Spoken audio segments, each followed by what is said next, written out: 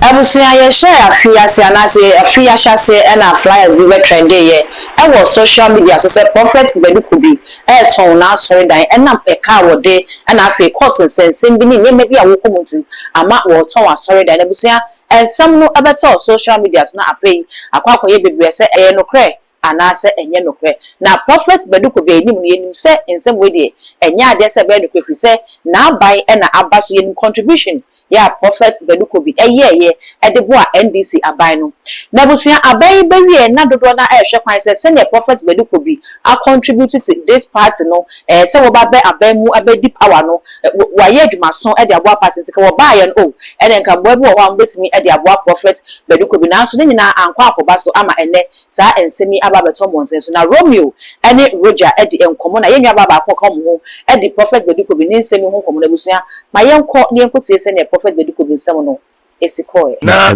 munua sofu panyini baako enro na ebobo ba se ne ho ya akire no wokwan bebre so ya papa Emmanuel Badu Kobi prophet Badu Kobi ya minim se uhu story no nra da bi o mi hu no mo ka se ho kire bi aba no so ama se kura de ne bank account kura no ya de ensa ato so ama na so de kura no o de adoma to so donkumi a woton prophet Badu Kobi ya gusu hwehwe mu ahwe se oton na sorry dan de ba abontin right na nam so well radifro bi no bi anyina ho se boys of penny meka say nyame adwuma mu kra no he's a grandfather so sabio me de kan asemo me nka se bia de wo kan no no kra yemfa ne se de wo kan no ye no kra ono no nim daya waso ono no nim nyankopon wakasa ebi kra for all you know no na on sabio de wo kan no me hu nti no me fa ne se de wo kan na me ka bi ebi ana de wo kan ebi kra na wo ton ho no na sabio bi a wanya ba bi foforo na wakọ akoto de ye nyame adwuma eno wo enye se bia oton no agya nyame adwuma ye madwene na me kire se ye nokrempo se de nkrofo bi kana because me de mente se olma e ton na sorry dan ena se mpo oton na sorry dan a wo na wo kan wo asem no wo ya asapon ne sei so no church board ho or church members ho wo kra won si na so dem da yesi dan na osika nka ho it what on problem is say e dia bayisem no mapa me e hono ma me sisu bio e dia bayisem no se oluma say o ton na so dan wo na wo team fichire wo problem ni den wo nim nyansa che ono awurade frɛ no wo nim nyansa nche ni church board e na wo nim nyansa nche ni church members once and church members atiase yemfa ne said you can hear no kre na the church members atiase the church board atiase wakọ awurade ni mamu awurade ati de opese wo ye na se a who are you to judge wo kwa se mutu nso akọtwe konkọ ye obidi ada so obi ehwe ne da asen afirija so de asi fo mo anka be hu se wo da asen na ase ehwe ba obidi ase ehwe chen wo de let's stop judging people obi a ye de ebeboa na brabo ade chen no pa obi shetra na obi ashe skirt ye na ma ye ko memra na mu nyina obi ashe tra obi ma shenika ba be da hu se de okon boxer na na se bi she no obi wo ni sure na obi hu se wo ni mpabo ato a 3 days ntimi ntena enso se kwabna ne ode nam obi ani gine kankan ho eti se de wo kan yemfa se no kre no oluman ton na so da I believe say prophet Badu Kobi is not just an ordinary man of God.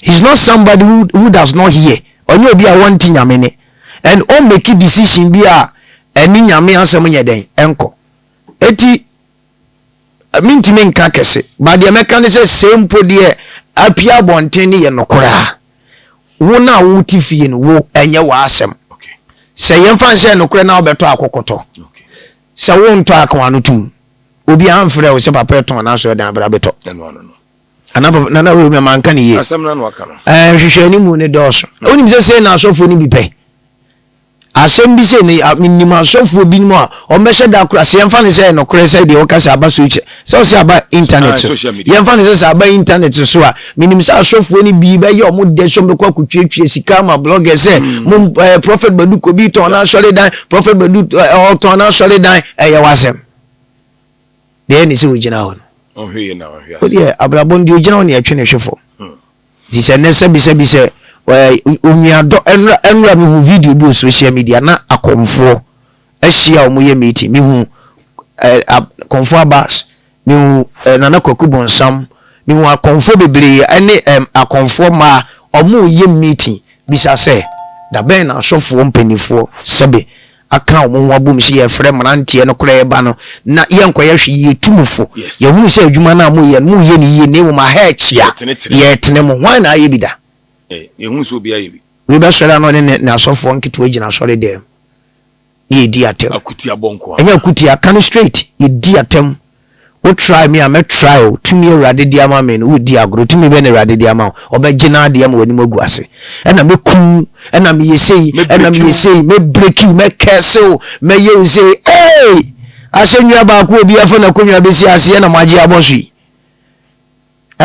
asenua yesu wo be wi ye obi ba ya bona ma ne mfia paapai na moja na sofu mama fa wudi aba ne nyino bi ade na sese dwa betena ase ne moja na atene na be ye wo bi ahwe bi anu na de wo funa ye master na be se di gujali kamo ade abro no abro ni too much enti se olumai atinya me ne no say that say ye the lord se won to na so no mu kura so to ni nipa wi awe fa ho be ono mu se me meti so to no nipa wi ade amekwa akoto ko mi de obi ehia na me mi hia no ono mu so to nipa wi awe fa ho be erade hu yamobo na the level of hatred in ministry no is too much.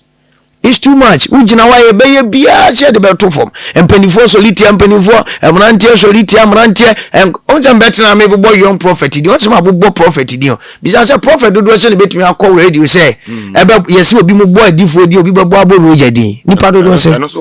Ba betina ma boy young prophet they are doing good. Prophet Jude, Prophet Tevin, Prophet Clement, Fire Uja, young prophet ni na ye adwuma. Prophet Dr. Ujaba omu nyina ye adwuma. Ubi ye adwuma. Ene mono mrantie no monka mo humbum na montie association. That is what I am planning. My imagine say after this month May me ne Fire Uja me ni nsia da me ne nkasada. But I am planning say ye be ka ye ho abom na ye me ne Prophet Dr. Ujaba ebe kasa ayemi manisu ade hunu se nka menya na nka youth ni nyina mrantie na ye ba ne ya ka ye ho abu onim se ye be fe pa se mrantie ye ka ye ho abu mpa na ye tuka akọ olumai biti se Ebenezada ko yi adomo ni akwaje mpa papa no if you ani abesin ko prophet Usubempa prophet doctor Isaac Usubempa yakọ akwaje mpa if you abesin akoda ni obi nim ho yakọ akwaje mpa okay be fedodo ni abesin ko papa adum che dua ho ni akwaje mpa too much da woni baby woni mu wa ayakomo chire wati ayakomo chire ai Kobi mpatroane no asemu de mehwehwem osofo ya asemu meti ya me say Kobi ho akyere na ama yesi oton na yesi oton asore na oh how yesi oton asore na me na ban na wopa we na ban na wopa we enim so no de enisi ni mapa sa ban no so ban mom de me hu so mo ne no wo bibia wo bibia ye na ono nkasa kwa na se meti ne ho nsem kra che kakra meti na no kasa kra che kakra papa interview so kra so aza otwetwe ne ho se me se on se etosa na adwen no soso enye stadium betimi dia abayi someone no ti no depression kakra na emu na we source no free hin source ne de ye Facebook ya ne bloggers nipa ko no o design source no nipa ko o de source no because okay deck 360 Ghana ono so my exclusive spa o and Facebook also so nkrofo post or bloggers be post ho but this particular one here deck 360 Ghana because deck there meaning say oma authentic news yeah enti yegu so me kan ye enti say ya alleged there ye hwe say ye be hu say no kra ye software na dey pa na be buy be freezing and I hono na ye dwen wan enti ase because Ghana ha no access ye de ye sato account na say bibi fishy bi so we chire because ye ntimi fiti ye freeze account why na freeze account if not government and I say bia you can say police for and company for enti na say there is something fishy somewhere and I'm so enti yes ye de yen sa to account so enti no eno na ye be hwehwe mu ehu de e wa asem no mu ampampa say ye prophecy ye hwe say nyame be ya adom na ye so yedu bebia na ono so atoka ache na enda akwakoba ni say de na areho aka me den ka me pekes nka pere ndro ba we dey sad news say no crepa dia babia papa will be on shedding. Me one number, my friend.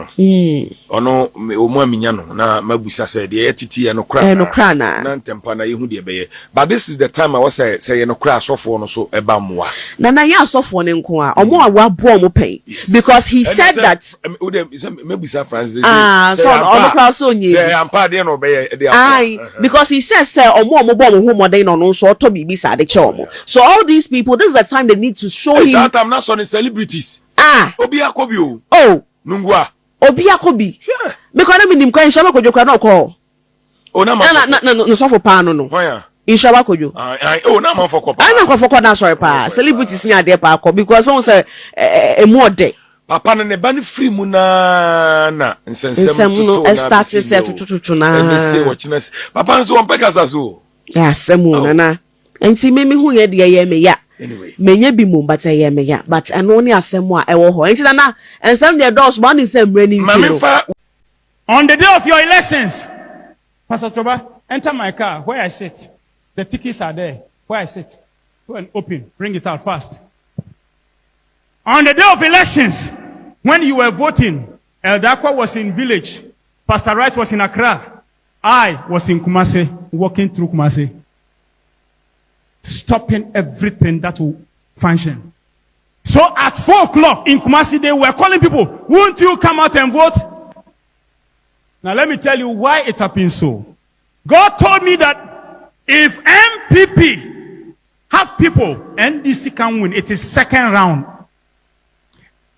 But the second round, this is how it had to go. If we had gone second round, Mahama would have won over 60%. It would have shocked the whole Ghana. Not the 56.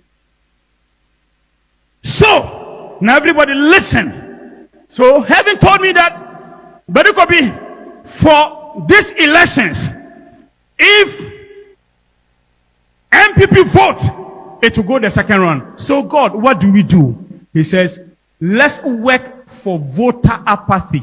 That means it's our party, but we won't go and vote.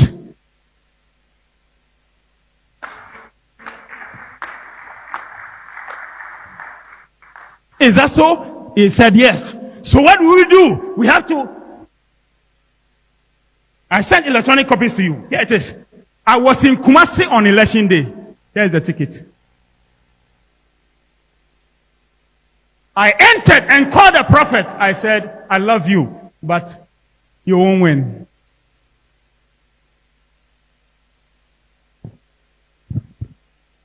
So, voter apathy. So how do you do it? He said, Ashanti is where we must do the main thing. But before then, he said, let's do it across Ghana. Mr. Beautiful, the day we connected to sacrifice against apathy, I was with you. I was with you. So that after that, by that direction, then every region, there will be voter apathy. And some regions, they will come up. Now let me shock all of you. If you check 2020, what NDC received, and if you check 2024, what NDC received, just a little difference. But if you check MPP 2020, you check MPP 2024, it is called spiritual divine calculations.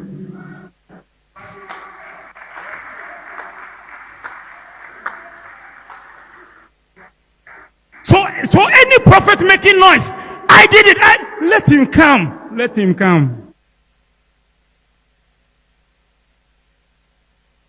What was done? Every evidence here. So apathy to MPP, then NDC people can vote. Are you hearing me? It is spiritual mathematics.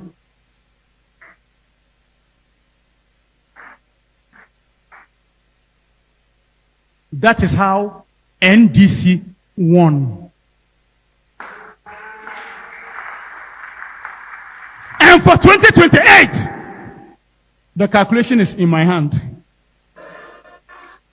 abusia wei ene ne etwagu e prophet Badu Kobi ne nsem ya ebaye e social media na no kwasem se prophet Badu Kobi e ton na sorry dan anase won ton na sorry dan eno de na kemfobia ho ne mum yenya ye do prophet Badu Kobi ne yen e na ensem we ya na e ha yenti empaibo ene se eye nokre se prophet Badu Kobi e ton na sorry dan ya nyame e beji no afia ho hie bia papa yi won na musa abre mu se nye nokre so de a aseda ene edi banyame se sa abre de wahwe ama na tamfo enimegu ase ama ensusu ya omususu de fa prophet Badu Kobi ho no entimi ama message also obuja comment comment section ho e dia mami all the social media handles no too much gh or subscribe like you know what share na for social media makra